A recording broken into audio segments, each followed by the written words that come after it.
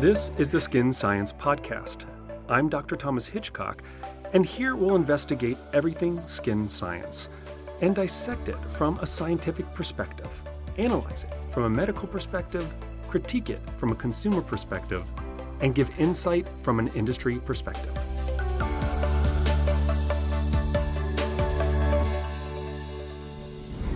All right, welcome back, everybody, to the podcast. I'm Dr. Thomas Hitchcock. And with me in the studio, I have some of the same, all the same faces, just in different seats. So I want to introduce everybody. We have Angela McDonald. How are you doing, Angela? I'm great. Glad to be here. Yeah. Where have you been lately? Very busy, Thomas. Yes. I have a life outside the podcast, believe it or do not. you? Yes. All right. We also have sitting at the table today, instead of Dr. Brian Jones, who's in the other room, very busy with other things, we have one of his associates. It's Ndashe Kamungu. Did I get that nearly correct? Yes. All right. Yes. Wonderful. And so Ndashe is actually been doing some research, and we asked her and Dr. Maldonado in the back there to come up with some topics for the podcast, and they're going to kind of lead the discussions today. And we got some very interesting nuances to skin science that I think everybody will enjoy. So to finish out who's here, we have Dr. Jose Maldonado. How are you, Dr. Maldonado? I'm doing great. Okay, we're going to start calling you Freddie Mercury if you don't change up your outfits and your facial hair. But then we have Seti and Alan in the back. How are you guys doing? Hi. Great. How you doing? Yeah, and then Seti just got back from Japan. All right, and yes, you did, and everything was easier to get back now that the borders are relatively lubricated now. There you go. There you go. So we're going to start out by also introducing you to someone called Angry Walter. Let's see right here. How's that looking? That looks good.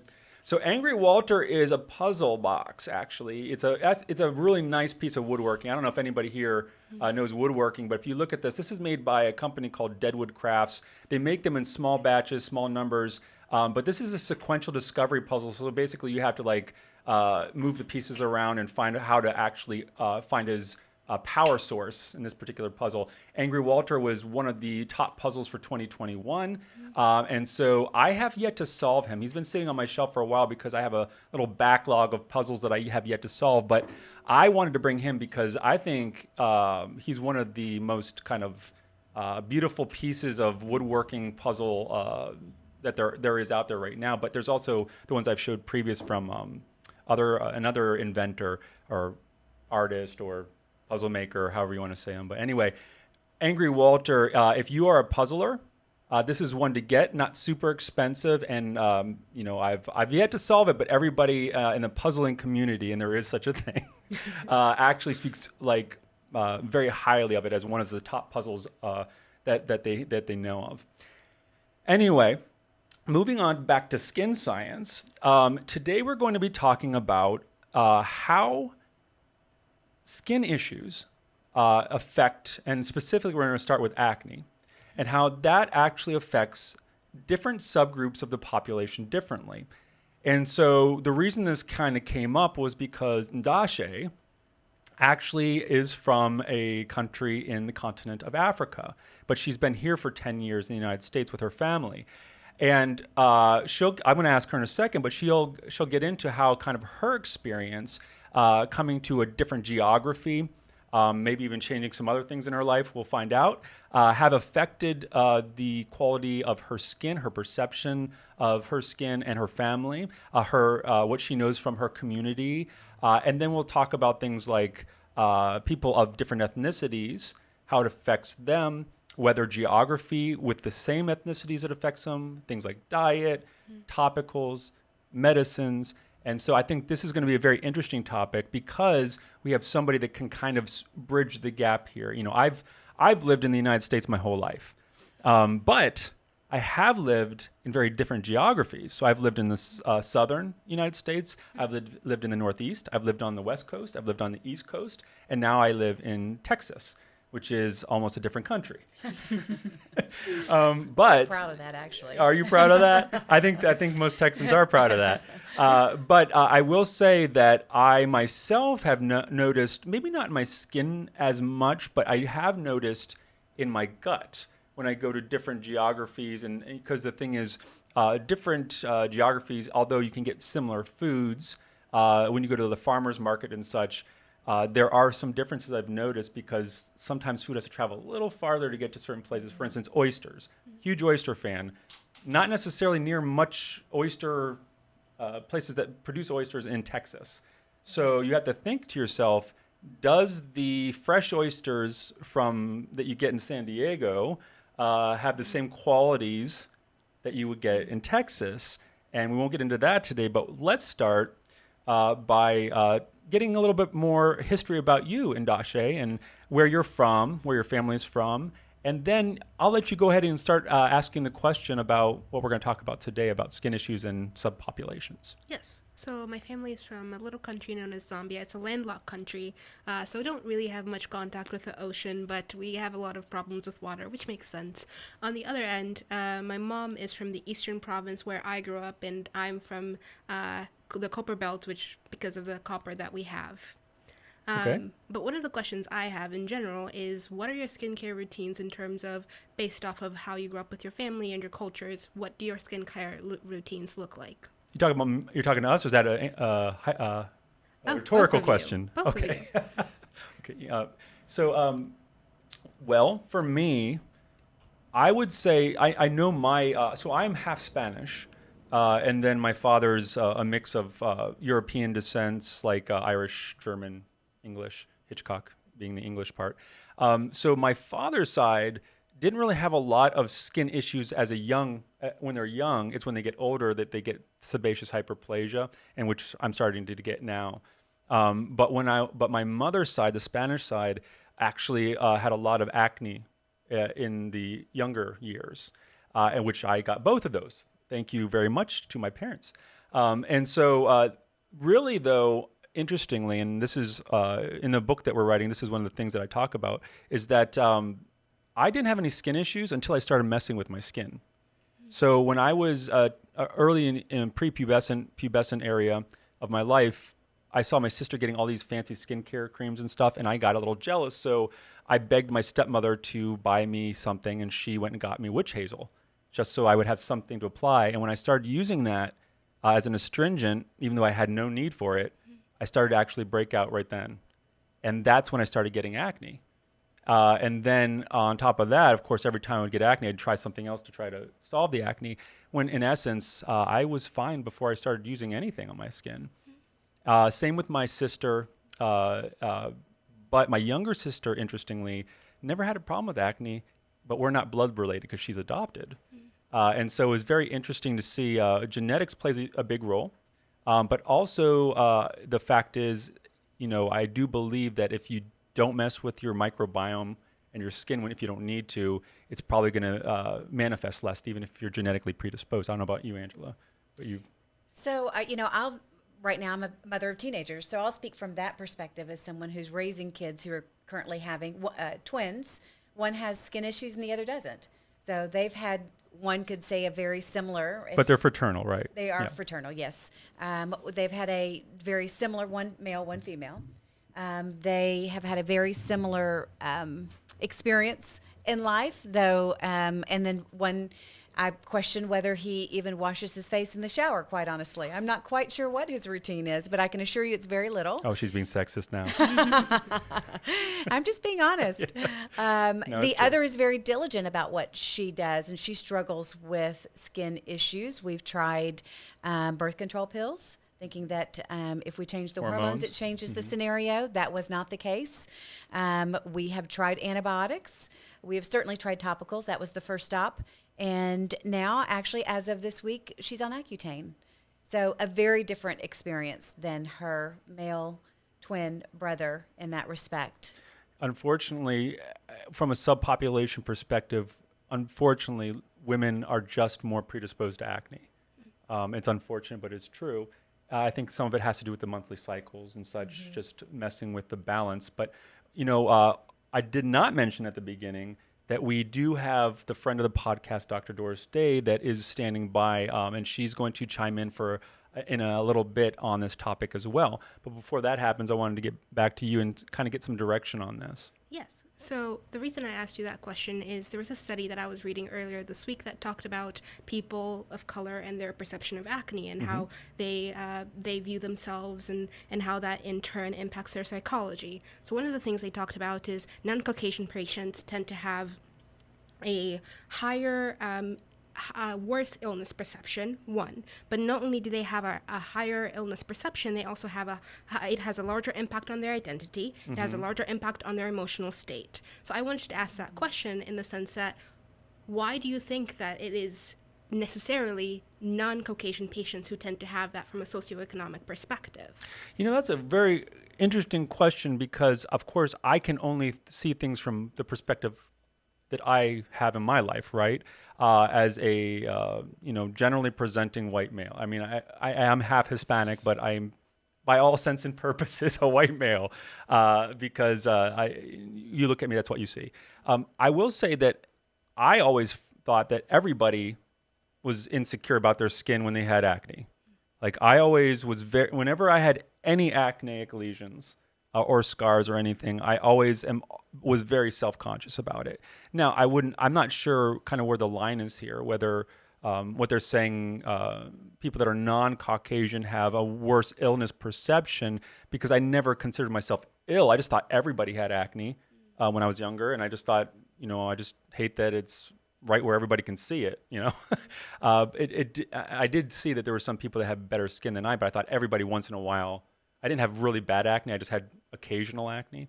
And so, I'm interested to hear perceptions from people that aren't from my same kind of ethnicity, like yourself. I mean, Angela's pretty close to my ethnicity, so which is probably good. I think of my daughter too, and it doesn't seem to affect her psychological state or emotions, quite honestly. She does have acne. She does not wear makeup. She doesn't try to hide it. Oh, interesting. Yeah, and it's 17, almost 18. She's less than 2 months away from being 18. On a daily basis, she doesn't wear makeup. She's very natural. She's bright. She's talented. She's a dancer. As we sit here and talk about this, I wonder if it's that she operates through life with a high level of confidence based on that, based on the her fact privilege. that she's bright, based on the fact that she's talented, that she's achieved quite a bit in her young life and done quite a bit in her young life, and acne's just something that's going to come and go. Quite honestly, for some people it doesn't, but yes, hopefully it will go. I guess from your perspective, what is it? Well, I mean, do you feel that when you have skin issues, do you feel that it's any relatively more severe than what you see with Caucasian individuals and such? Yes, I think one of the problems, and that's what they talked about in this paper, is accessibility. What we tend to find is people who are underinsured or uninsured in general tend to not have access to dermatologists, as it is a specialty charge. And so because they're not seeing dermatologists, they're unable to understand their illness to do anything fully. About it. Yes. But another problem in general is this idea that people tend to think that it's a bacteria issue, it's a dirty issue. So in my culture, what happens is... So it's a shame thing. Yes. Ah. So when you have acne, you're automatically viewed... Thought of as dirty. Yes. And so we tend to scrub our skin, and as a Makes child... it worse. Yes. As a child, we had these scrubbing parties every day, actually, where we would sit down and take these specialty rocks that you have to buy from someone and scrub our legs. Rocks? Yes. Oh, ouch. Yes. Now, I know Koreans have this washcloth that's just super abrasive, and it's like a thing in Korean culture to use to like really scrub. And so I think that's not atypical for all cultures. In the United States as well, there's a problem with people over-exfoliating. I actually just... Not as bad as that, but, I just brought in a dermatologist to speak to my kids, and I belong to a couple of charity organizations, National Charity League and Young Men's Service League. And I brought in a dermatologist who spoke on exactly that. That we aren't supposed to be scrubbing or exfoliating. Maybe an alpha hydroxy acid or something like that would be fine. Something gentle, but not physical scrubbing. And he also talked about, to date, that there are no studies to show that a correlation between what we eat and acne. So I'm wondering, too, when you talk about a shame issue, no, he was very clear. Well, there's a publication that just came out by Hillary Baldwin that actually would not agree with that. He said there's a little bit of information emerging on milk. Was it That's her one of them. article related to milk? Yeah, but also things like omega-3 fatty acids, and Okay. or omega-3 and 6, the fatty acids that are good for us. Those also show a strong association with healthier skin and less acne. So I'm wondering when we're talking about shame as it relates to, if you've got acne, it is associated with being dirty or unclean or unkept. I would think so, Would yeah. you also, is it also food based that if you have acne that you're seen as somebody who's not healthy, that's not eating the right Possibly. foods and drinking the right drinks? Is that part of it as well? Possibly. You know what I would say, because I'm starting to like regress now to my teenage years and how I felt. And I do know that one of the reasons why I started getting acne is because I was overwashing. And because I was thinking I need to do that to prevent acne. And so I think it's a very similar thread. Now, what I want to say though, before because we're going to have Doris pop on in a second and give us her opinion. But what I do want to say is that we need to make sure that we do not necessarily equate ethnicity to socioeconomic status, right? And so there are people of all ethnicities that have access or don't have access, and I think that you're right that there's going to be broader groups or groups that have less access overall. Because it's just unfortunate, especially in the United States, that there is some segmentation as to who gets what, and it's unfortunate, and it's hopefully going to get better, and it is getting better, I think. But that being said, it's still a reality, and what I think I do agree with you. Interestingly, though, I think it's the opposite. That I think dirtier is actually better skin in some senses, because we know that people that live in rural areas that have jobs that are associated with like animals and farming and stuff tend to have better skin than people that are sterile environments, like in cities, and that's more atopic. But acne, I think, might be as well. So I want to put a pin in this and see what Doris thinks, and then I'll come back to you, and I want to hear more about your experience, because this whole thing about scrubbing with rocks and such, I am fascinated, because I do believe that it's not as atypical compared to other cultures that do things just a different way. But I think the psychological impacts, what I do want to dig into a little more in a bit, because I want to know the dirty thing. I think makes a lot of sense. Not being thought of as dirty or less than, but I think that happens to a lot of people that have chronic acne. People get very sensitive about thinking I'm less than because I'm ugly or something, because people feel ugly when they have acne. Even when I have one, I feel ugly. But anyway, let me introduce. Sure. So I want to reintroduce Dr. Day. So she is a board-certified, internationally recognized dermatologist and a friend of the podcast. Doris, welcome back to the podcast. Oh, so great to be on with you. I don't know if you heard my intro, but we've been calling you the best friend of the podcast. The very best friend, and we haven't had you on in a while. So today, when we were getting ready, I was like, you know what? This is a topic that is perfect for Doris. She is the expert in how to treat acne, kind of, all things acne. She wrote the book literally on it. So we are going to talk about atopic dermatitis in another podcast, but I do want to talk about this for now. So given what we talked about as far as the differences socioeconomically, ethnically, geographic-wise, diet-wise, all these things that are differences. For instance, we shouldn't say necessarily that all African descent have more acne, because we know that's not true, but we know that psychologically it may affect them more simply because of the stigma attached, especially in the United States, where there's a whole history of the way that we tier us based on our ethnicities, which is unfortunate but true. But all over the world, it happens in different ways, right?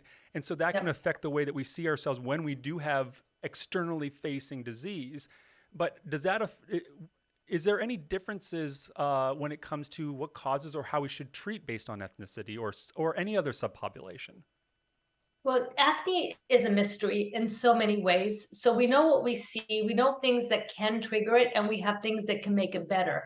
We know that there's probably a hormonal cause to it. There are dietary issues and probably many environmental issues that we don't fully understand. I have people who come from one state to another, and they feel like when they move from, let's say, California to New York, they break out, and it's the water. It's always the water that causes acne. But I will say, as a dermatologist, I've been very fortunate to travel to lecture in countries all over the world, and in Japan, in South Korea, in Asia, other countries in Asia and China, I've seen so many different people with acne that can be pretty severe. And I think part of it is that acne happens to teens as they're growing up, as they go through puberty. It is a part of growing up for many, many teens, and sometimes it happens in adults as well. So it's not something you outgrow after your teenage years, and sometimes it doesn't even start till after your teenage years. And there's a lot that's driving it that we have yet to fully understand.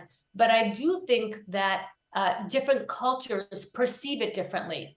So acne is as much of an emotional issue as it is a physical issue. And it can really affect your self-esteem and cause things like depression and cause people to not be social in the world. And in some countries where it's associated with having dirty skin, those cultures will treat it more aggressively in ways that might actually increase the risk of scarring and make the acne worse. Right. And that's a problem. Yeah, it's a problem because, you know, the fact is you and I both know that actually what we would consider dirtier skin is ambiguous, right? We need to know, what does it mean to be dirtier? Does it mean you have more bacteria? You know, because we know that's not dirtier necessarily, but the fact is that certain skin issues, including acne, sometimes when you wash less, you have better skin. Because the fact is your body is an ecosystem, right? So I guess for Ndashe's, I always say her name, for her family and herself, the reason why she brought the subject to us, because she was one that chose this subject for this podcast, was because she notices that in this literature, and you know, of course, we can only speak to ourselves in our own life and experience, but she noticed in this literature that despite the fact that things like acne are relatively similar as far as prevalence in each of these subpopulations, it affects the minorities more psychologically. And so my feeling is that's, of course, a reality that is sad to hear because it's compounded on top of other things that are affecting them psychologically. But the question is there a different way to treat these other populations differently, or is it the same exact treatment? They just need to also include kind of a psychological type of treatment where it comes to like knowing that their self-worth and their presentation is just as good as anybody else despite their status, you know? Well, one of the most important things I think is to acknowledge that the acne is real and also to acknowledge the emotional component of it. Communication, the treatment of the acne in terms of what we use to treat it is generally the same, but our communication is different. So one of the things I tell people for them to understand is that it's not your fault that you have acne, because a lot of people with acne will blame themselves. They think that they're doing something wrong in getting it. And especially in someone who's a minority who may already feel like so much of the world is falling on them, helping them understand that, look, this is something that happens. It's not your fault, but this is what we can do about it. This is what you have control over. This is where you need me to help you. And give them a sense of both understanding and control over the condition. That has a huge impact. And then helping them understand what to do, what not to do, that how picking or over scrubbing can be really bad for the acne because you're now really hurting your skin biome. You're hurting your skin's ability to heal itself. And we're not helping the acne because it really isn't dirty skin or anything that they're doing. Okay, so look at their diet. Oh yeah, the diet I think is a huge thing. We'll talk to Ndashe about her and her mother's diets because she has some things to say about that. But I do think because Ndashe said that her and her wife argue about whether she should scrub if they do have children, they should scrub them or not. And so you're saying that's a negatory. Is that what I'm hearing? Well, don't scrub the acne. Exfoliating is fine, but not scrubbing and not over-exfoliating, not stripping the skin. Right. So cleansing, gentle exfoliation, using an ingredient like salicylic acid that does get into the pores and helps to gently exfoliate, that's good. But acne is a very strange thing. It comes out quickly, but it takes time to go away. With so many of the treatments we do, it just takes 4 to 6 weeks to really see results. And that's just how it is. So having an understanding that when you do something to treat it, it isn't going to go away tomorrow. It's going to take time. And that when you see a pimple, it didn't just come up overnight. It's been brewing under the skin for a few weeks. So it's a slower process than people have the patience for. Right. And I think that's one of the issues is that people overreact because they want it gone now, and then they make Yeah. it worse, and then they make it worse all over the skin because they're treating the other parts of the skin, trying to prevent it or whatnot. So, I think we got some good thoughts there. So we can move on. But thank you, Dr. Day. As always, it's lovely having you on the podcast, and we will see you the next time you're on. Don't forget, BFF of the podcast. BFF, always. All right. So now, after we just heard all that from Dr. Day, which was great information, I would like to get into a little more about your own personal story. Because we can talk about, generalities all we want, but it's interesting to hear somebody's own experience because, like I said at the beginning, I've only lived in the United States, which pretty much my diet has I've improved my diet substantially. As I've gotten older, I'm eating a lot better. I'm being more picky about what I put in my body. But overall, the Western diet is not all that different. The geographies, while they are very different, it's not as different as, a landlocked country in Africa. Versus where I've lived. And then also my, ethnicity is pretty fixed. And so, I would like to hear more of your story. So you talked about the rocks thing. Shocking, interesting. Sounds like it hurts. But I would like to hear kind of more about the story about what you were doing there and how it translated across the ocean when your family immigrated to the United States. Generally speaking, we tend to keep the same cultural perspectives, right? So when I moved, I continued that process, and I couldn't necessarily find the best rocks. So I bought one from Amazon, and I still use that on my feet. You still use that? Yes. Well, a lot of people exfoliate their feet more because there's more calluses and stuff. So I'll give you a pass on that one. So when you were young, you moved here when you were 12, right? Yes, I moved here when I was 12. Okay, so you weren't going on Amazon getting rocks when you were 12, were you? No. Okay. My mom got me one. Okay. Oh, there's one. Yeah. It's like a pumice stone. Yes. Ah, okay. So you use like volcanic rocks because they're very abrasive. Yes. Ouch. All over the Yeah, body. yeah. Ouch. Do you have thicker skin or something? So tell me a little bit about that. And you say you still use it on your feet. That's not atypical. The Caucasians do that as well. So it's not atypical amongst ethnicities to get rid of the calluses and such. But tell me a little bit more about your hygiene habits and your families from there to hear about, you were talking about earlier before the podcast, talking about water, foods, all that stuff.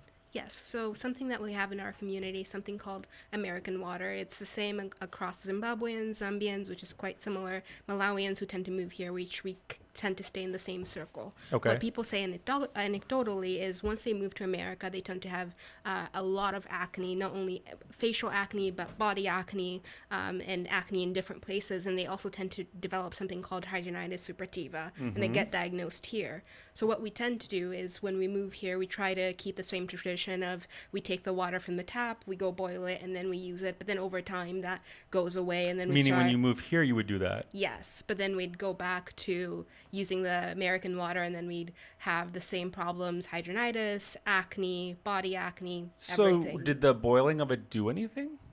I'm not sure, but Or is it just a psychosomatic thing that... yes. Yeah. Yeah. Because the real question is it that the water in the United States, it's doubtful that the water in the United States is dirtier or has more microbial contaminants. Could. Maybe there might be some microbe in there that's not, native to African continent. But we do know that a lot of the water in the United States is treated in a certain way with either chemicals Right. or whatnot. And so the question is it because it's too sterile or it's more chemicals in it? And we do know that things like pharmaceuticals leach into the groundwater. And I'm assuming there's probably more pharmaceuticals here in our groundwater. So I'm sure you don't have the answers to all that, but it's interesting that they boil it thinking, because that would be from a contaminant. Like if you're thinking there's a bacterial microbial contaminant, I would boil it to try to get rid of that.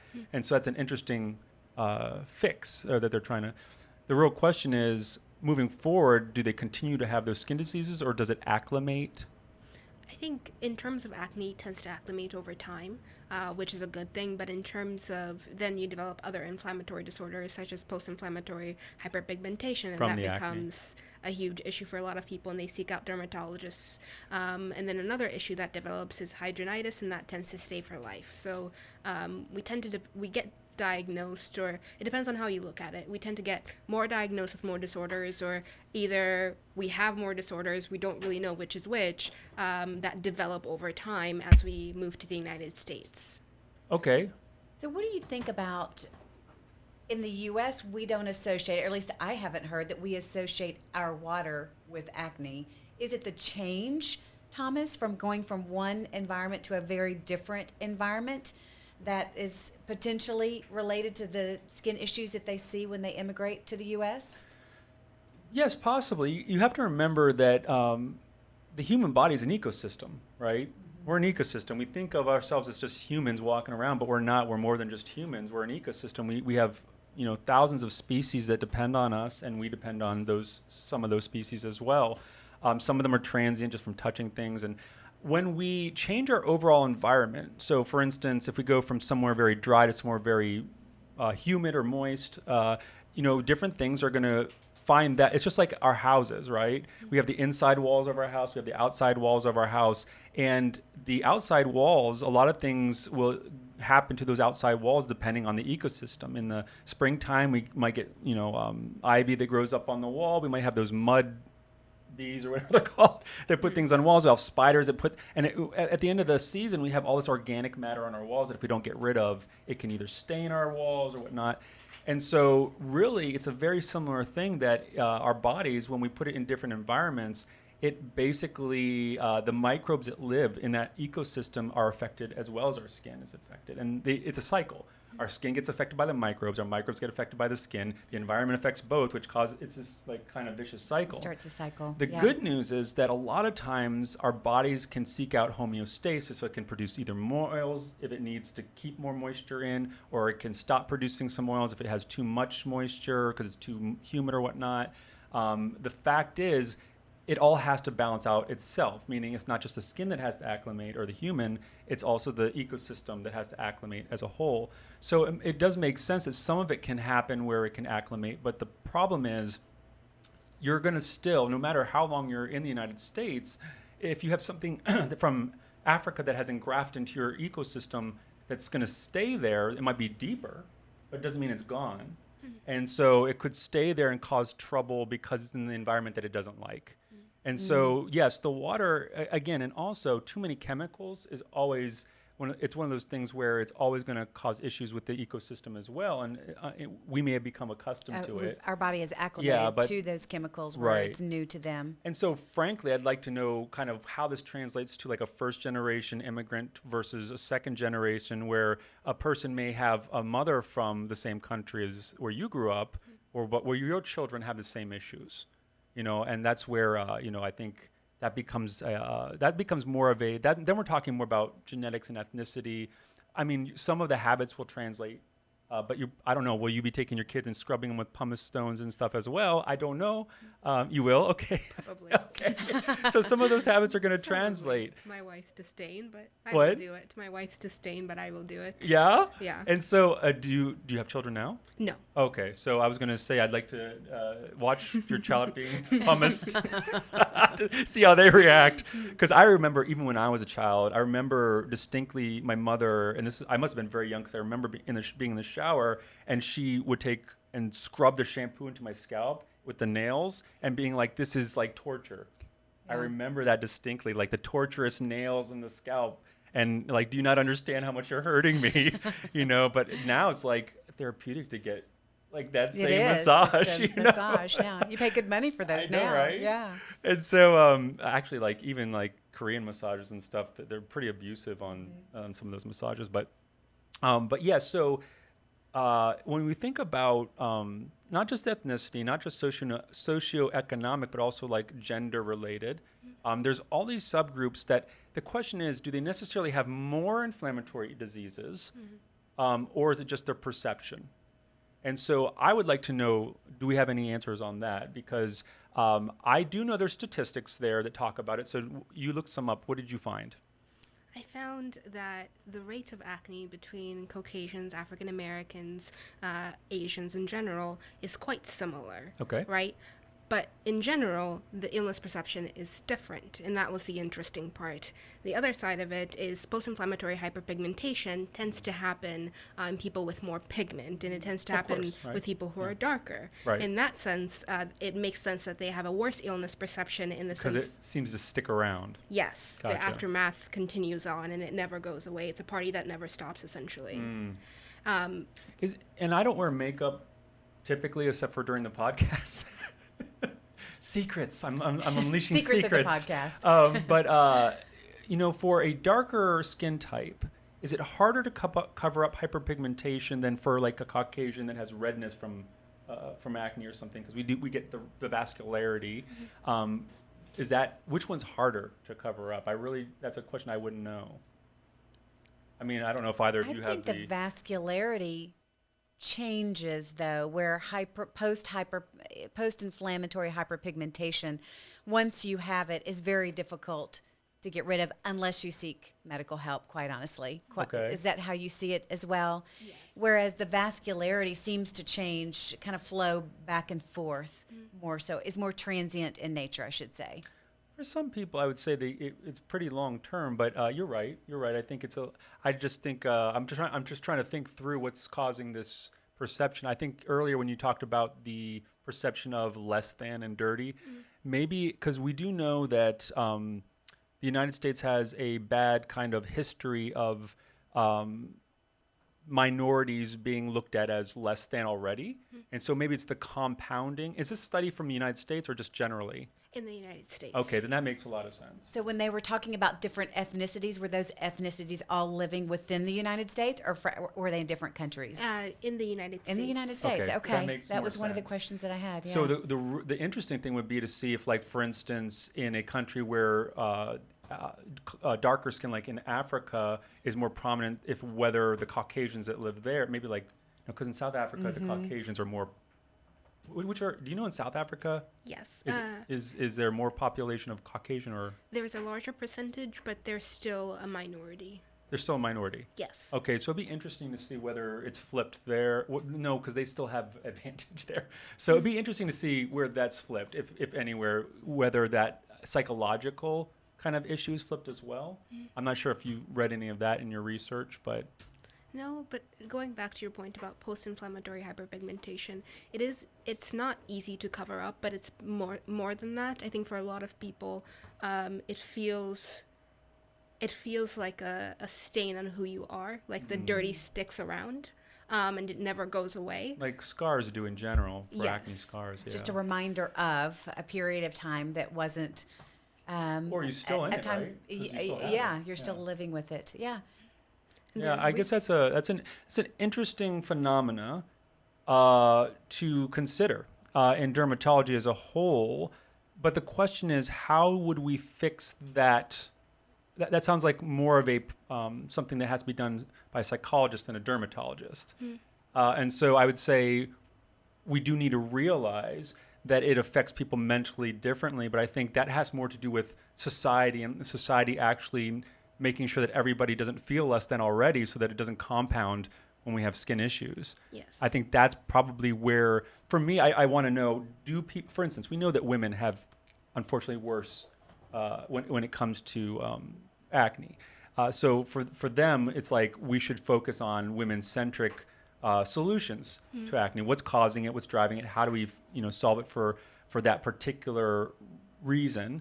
And then also know what drives it in males as well, because it could be similar, just it happens more often in women because they go through the cycles more often. Who knows? Well, we're all learning. We're all trying to learn. And there's a lot that has to do with the microbiome versus genetics versus, diet. And so we're running out of time, so we can't really get into too much about the diet.